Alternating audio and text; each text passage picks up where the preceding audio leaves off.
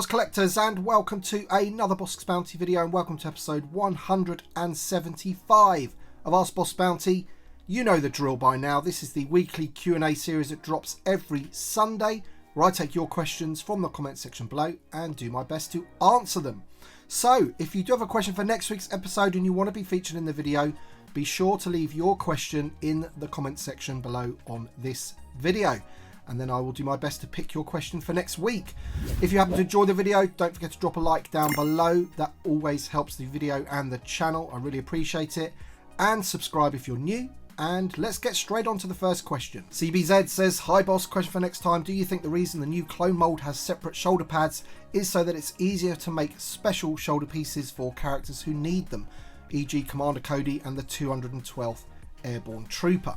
So this is the figure that we're talking about here. This is the new clone from the Andor card, and what CBZ is saying is that it has the new shoulder pads. So these shoulder pads are actually connected at the top of the arm, like so. If I can just see that, they're of like a rubbery plastic, and I'm not too sure if they've done that to make it easier so that they can do other characters like Cody and the Airborne Trooper and things like that. I think potentially they've done it just to aid the articulation.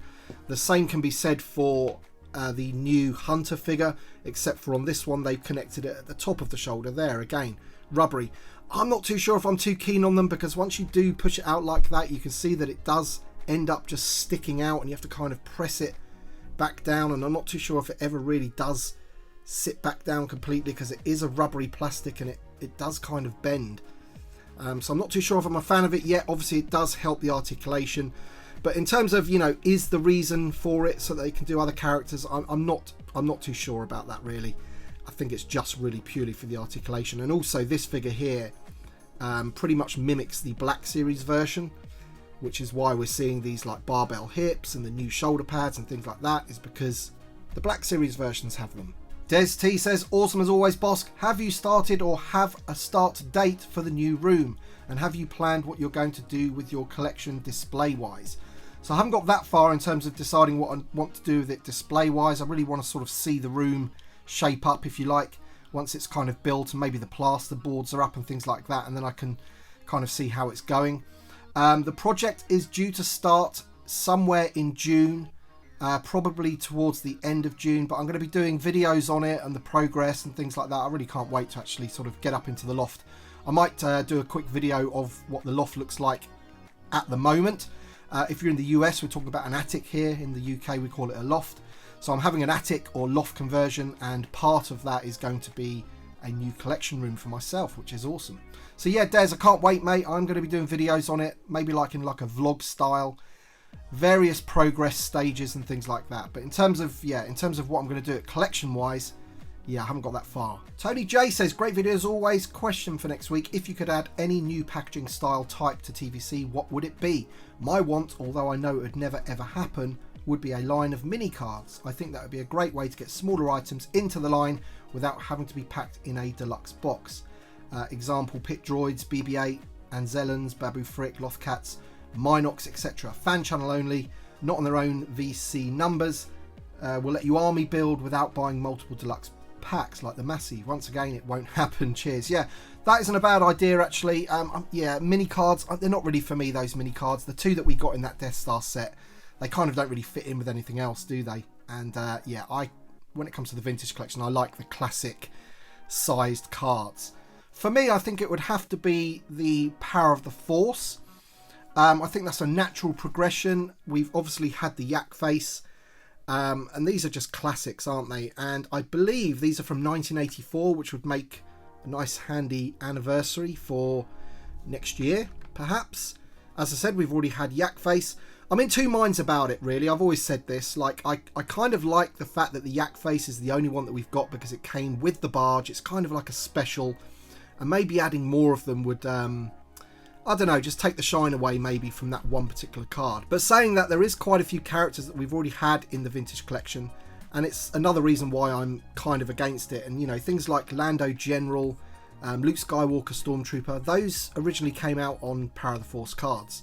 The last 17 figures, if you like. So, you know, doing it now would be a bit weird if you suddenly got, I don't know, Warwick or something, the Ewok, on a Power of the Force card. But having said that, the other side of the argument for it is that it would be pretty cool. It would be a good way to celebrate the anniversary of the Power of the Force. If we got a bunch of these, maybe some characters that never actually came out on the Power of the Force cards that you could put on them as well. But yeah, there's no doubt that the Power of the Force cards are pretty cool and they would look great on the wall amongst our other VC cards, definitely. So yeah, I think I'd go with Power of the Force. Blasco Film says, question, with the Rogue One 5POA Admiral Raddus getting more and more expensive in this secondary market, what do you think are the chances we'll see a TVC Raddus or even better a Troop Builder Mon Calamari Officers Pack? I think the Mon Calamari Officers Pack would be more likely than a Raddus because I think they could use more of Admiral Akbar for that figure. I don't think either of those would happen, unfortunately. The Raddus figure is an interesting one. I don't really think he's a big enough character in Rogue One to warrant a fully newly tooled figure. And I think they might be able to get away with using some of Admiral Akbar. I think maybe from the torso up he could be used, but I think the trousers are completely different. He has more of like these cargo style trousers. And, you know, would you be happy if they used the torso of Akbar, for example, and repainted it? And I think also the head is slightly different as well. So unfortunately, I think Raddus has probably passed us by, although I would love that figure in TVC. And also we've seen Mon Calamaris in other parts of The Mandalorian, haven't we? And things like that, you know, the one with the jumper on. That'd be a pretty cool one, wouldn't it? Channel member Blake Kemp says, g'day Tim, awesome little Easter egg about the MTV7. I didn't pick that up. Question for next week, is this year the biggest release year for TVC as in the number of waves dropping? Here in Australia we've had waves in January, March, April, June, July, September, November and December. If a number of websites with pre-orders are accurate, cheers. No, I don't think there's that many waves. In terms of mainline anyway, when you're looking at the mainline waves, this year we've got 5 mainline waves, and I think that matches what we got last year as well. There's always a bit of confusion around whether a wave is for 1 year or not, depending on when it comes out, whether it is scheduled to come out in say December but ends up coming out in January, or the other way around, if it is scheduled to come out in January 23 but ends up coming out in late 22, that kind of thing.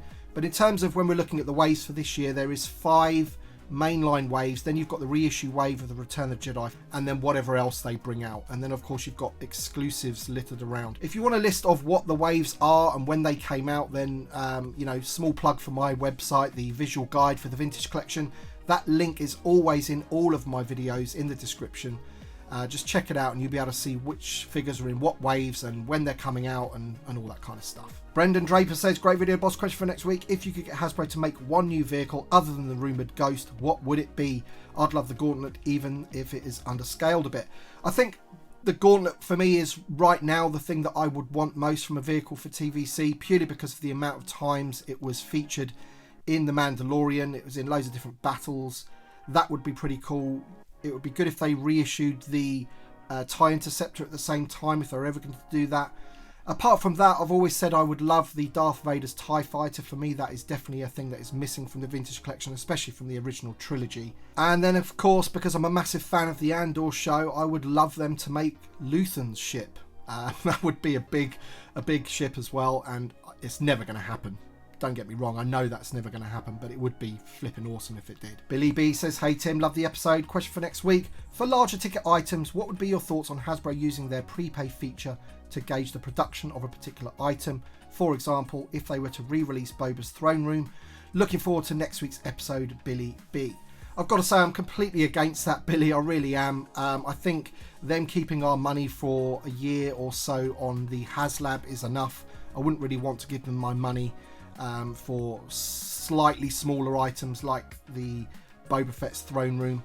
I just don't like that idea. I feel a company of Hasbro's size needs to take risks occasionally, and if that means producing something that doesn't sell that well occasionally, then so be it. Unfortunately, they've got pre-order information. They can sort of put the pre-order window out so far that basically they can really sort of understand the numbers that they need to make anyway.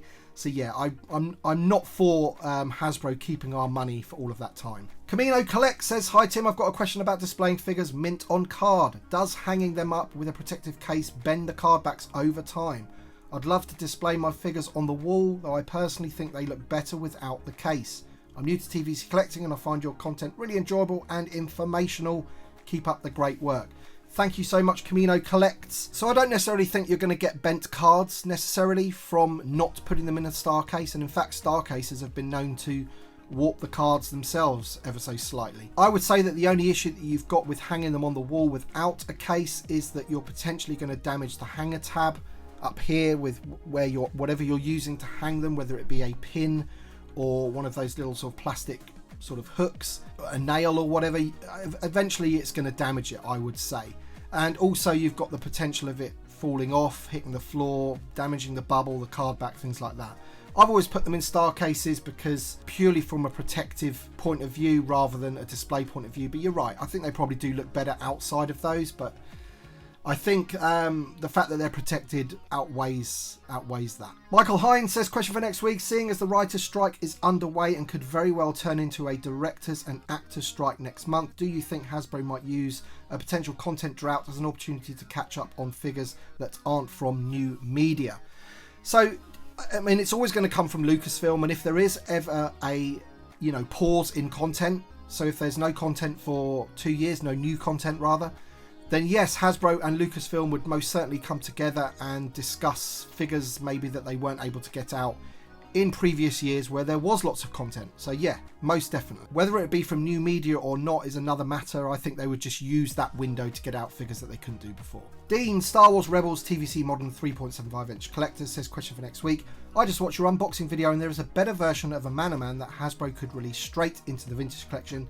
It's the comic pack a Man-O-Man. Yep, I did have a quick look at that one and it is most definitely a better version than the Power of the Jedi version one that I have there. What are the chances of getting another Jabba's Goons 4-pack with Malakili, Jiran, comic pack a Man-O-Man and Ishi Tib? Most of those figures only need a slight retooling.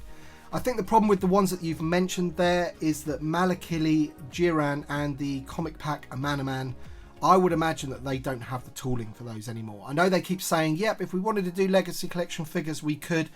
I don't really agree with that. I think if they did, they would have already given us the Ugnaught and they would have already given us Malakili.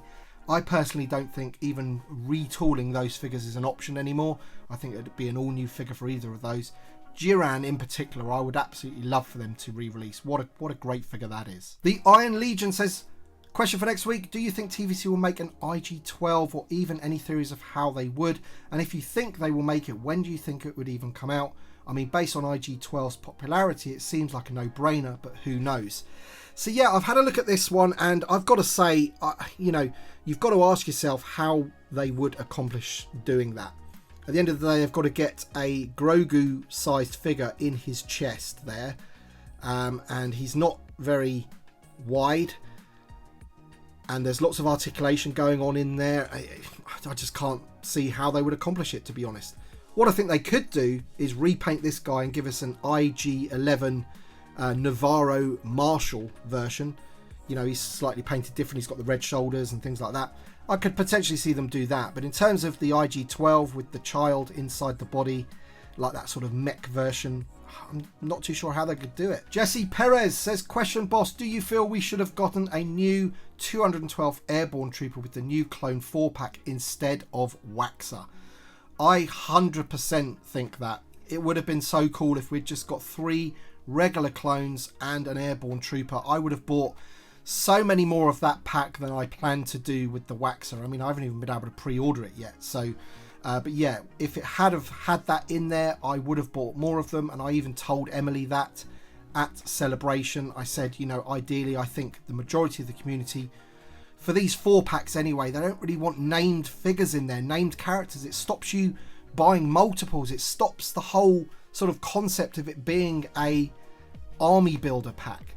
And this figure, oh man, could you imagine getting a new one of this guy? It'd be superb. And also, if they did that, I wouldn't mind if they repacked him onto his own card to go with these two here. Imagine having the Airborne Trooper next to these two on his own card. That would look fantastic. But yeah, they just didn't go down that route. GA Fox says, hey Tim, I'm watching this video and started laughing when you came to the birthday part. My wife just gave birth yesterday to our first child, a baby girl on the 6th.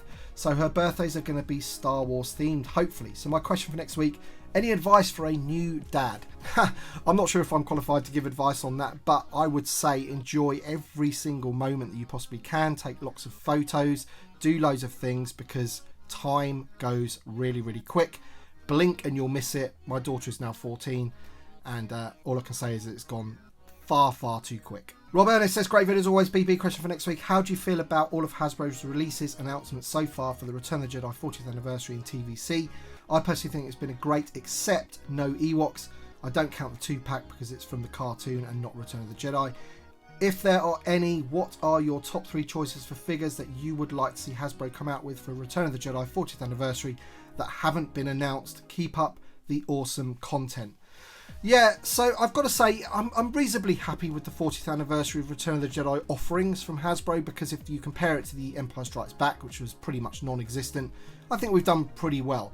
I think the absence of like an Ewok 4-pack or a Rebel Commando 4-pack to go with the other items that we've got from Endor is a big miss. Maybe they'll still do it for the remainder of this year, I do not know, but that would have been pretty cool. I think repainting a bunch of Ewoks would have been pretty easy for them to do. Loads of accessories, things like that. And then possibly, you know, Chief Chirper, for example. He's a big miss for me from the original 96.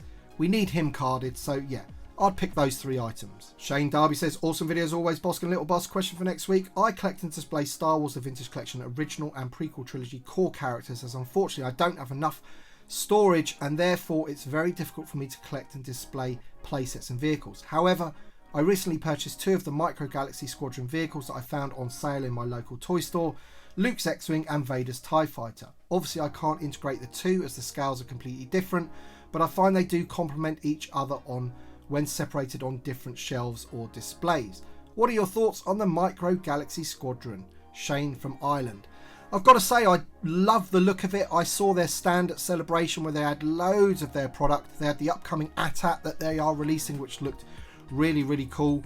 But as I said to the guy there, I said the problem that I have with it is I can't find it. I would struggle to collect it because I just can't find it here in the UK.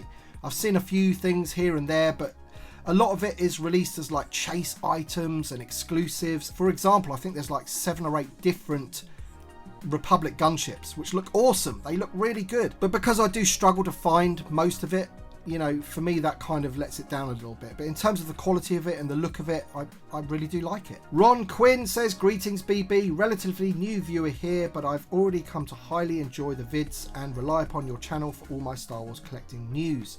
Thank you, Ron. I appreciate it, buddy, and welcome to the channel. Question for next week. I personally would love to have an updated Vintage Collection Bounty Hunters for my personal collection, out of package collector that I am. Any chances of updated Forlom, Zuckuss, or especially Bossk in the near future? And might we ever see Billert Valance from the Star Wars, Darth Vader and Bounty Hunter comics? Thanks, and may the Force be with you. In terms of that character, I had to have a quick look at who that was, and I do remember him being in the comics that I read from the Darth Vader series. In terms of that character being in the Vintage Collection, I think that's a big no. Although he would be pretty cool. In terms of the bounty hunters from The Empire Strikes Back that you mentioned, I've got a few of them here for you, and this guy's from the Legacy Collection, this guy's from the Vintage Saga Collection, this guy's actually from the Disney Parks, and this is from the Vintage Saga Collection as well. All 4 of them could potentially do with an update. Whether they still got the tooling for any of these, I do not know, but it would make a cool 4-pack, wouldn't it? Very similar to like they've done with the Jabba's Goons.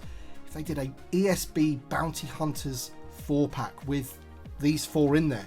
And then maybe at the same time in that year, they could do a newly tooled Boba Fett from The Empire Strikes Back using some of the parts from the Return of the Jedi version. Maybe they could do that.